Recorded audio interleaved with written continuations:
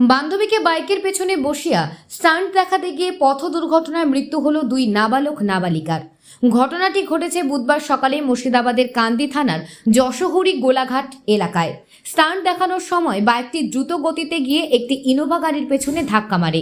এরপর পথেই লুটিয়ে পড়ে ওই নাবালক নাবালিকা। স্থানীয়রা তাদেরকে উদ্ধার করে কান্দি মহকুমা হাসপাতালে নিয়ে গেলে চিকিৎসকেরা দুজনকে মৃত বলে ঘোষণা করে। মৃত আকাশের মা মর্জিনা বিবি বলেন, মুম্বাই যাওয়ার জন্য ট্রেনের টিকিট কাটতে যাচ্ছিল বলে বাড়ি থেকে কিছু টাকা এবং মোটরসাইকেল নিয়ে আজ সকালে আমার ছেলে বার হয়েছিল। সকাল 11টা নাগাদ আমরা খবর পাই আমার ছেলে মোটরসাইকেল দুর্ঘটনাতে মারা গেছে। আমার ছেলে অন্য কাউকে মোটরসাইকেলে চাপিয়ে কোথাও যাচ্ছিল বলে আমি জানতাম না। মৃত ওই নাবালিকাকে আমি চিনি না, তার সাথে আমার ছেলের কি সম্পর্ক তাও আমার জানা। ওই নাবালিকার পরিবারের তরফ থেকে বলা হচ্ছে স্কুলের ব্যাগ, খাতা, পেন্সিল কেনার জন্য সে ওই যুবকের সাথে মোটরসাইকেলে করে কান্দিতে যাচ্ছিল। এই সময় একটি বড় গাড়ির ধাক্কায় আহত হয়। পুলিশ সূত্রে জানা গেছে মৃত ওই নাবালকের নাম আকাশ শেখ, বয়স 17। তার বাড়ি বড়োত্রা থানার ভবানীনগর গ্রামে এবং রাজিয়া সুলতানা বয়স 15, তার বাড়ি বড়োত্রা থানার বদুয়া গ্রামে। রাজিয়া কুলি সাধারণ বিদ্যাপীঠের 8ম শ্রেণীর ছাত্রী ছিলেন। আকাশ শ্রমিক হিসেবে কাজ করত। ওই নাবালক নাবালিকার মধ্যে প্রেমের সম্পর্ক ছিল বলে প্রাথমিক তদন্তে জানা গেছে।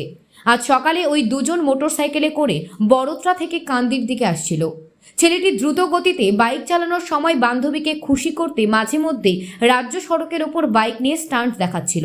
সেই সময় ওই রাস্তা দিয়ে যাওয়া একটি ইনোভা গাড়ির পেছনে গিয়ে হঠাৎই ওই কিশোরের সজোরে ধাক্কা মারে। পুলিশ সূত্রে জানা গেছে দুর্ঘটনার সময় ওই নাবালক নাবালিকা কারোর মাথাতেই হেলমেট ছিল না। তার ফলে রাস্তায় পড়ে গিয়ে তারা গুরুতর আহত হন। পরে দুজনকে কান্দি হাসপাতালে মৃত বলে ঘোষণা করা হয়। ইতিমধ্যেই পুলিশ দুর্ঘটনাগ্রস্ত দুটি গাড়িকে আটক করেছে। আমার ছেলে সকালবেলায় বাড়ি বেরিয়ে এলো, 1050 টাকা নিয়ে বললো মা টিকিট করতে যাবো, কাল মুম্বাই যাবো। গেলাম তো বেশ বা তাহলে লাদ ছেলে আমার কিছু খায়নি, সকালবেলায় চলে এলো। আমি 10টা 12টার সময় ফোন করছি, বলছে বাপ কোথায়? তা বলছে মা আমি যশোরে ঢুকছি। তাই বললো তো বেটা আমার ফোন কেটে দিলে, মুম্বাই যাবে টিকিট করতে আসলো। আর বেটার সাথে আমার কথা হয়নি, ফোন টোন রেখেছে। আর আমার একটা বড় যা এসে বলছে তোমার আকাশ মরে গেছে।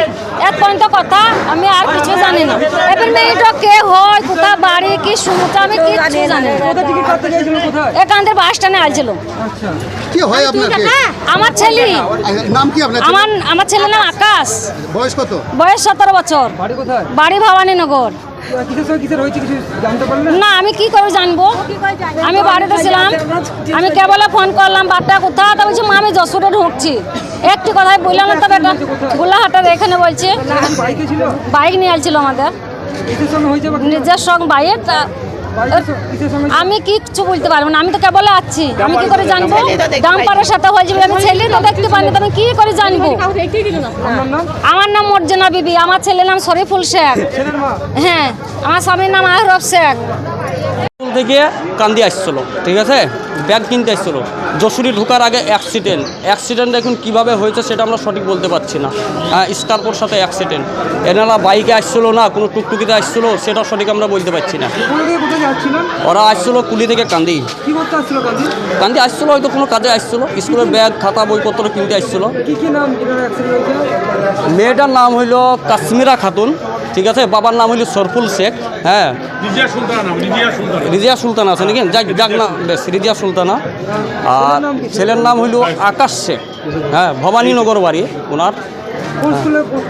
পুলিশ সাধারণ স্কুল, ক্লাস 8-এ মেয়েটা। বলতে পারলাম না সঠিক ভাই। বদোয়া। আমি কাকু হচ্ছি। আমার নাম হাফিজুল হক। আমাদের সাথে থাকুন এবং দেখতে থাকুন নিউজ প্রাইম টাইমস, আপনাদের সাথে আপনাদের পাশে।